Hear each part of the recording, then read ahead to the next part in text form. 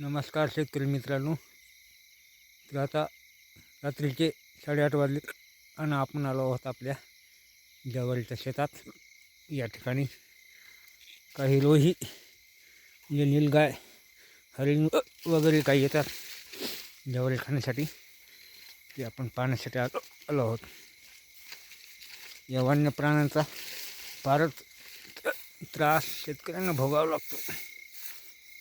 नाहीतर हे वन्य प्राणी आपलं काही पीक ठेवणारच नाही. आपली मोटर बंद करायची होती, त्यामुळे आपलं यावं लागलं.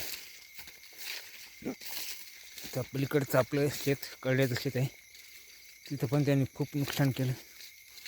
त्यामुळे आपल्याला यावंच लागायला.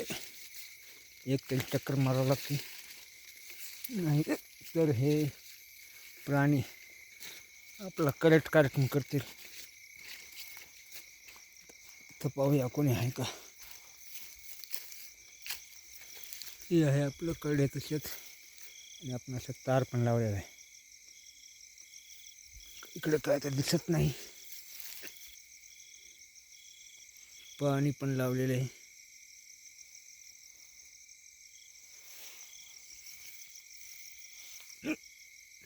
तर असं आहे शेतकऱ्यांचं जीवन, फारच अवघड.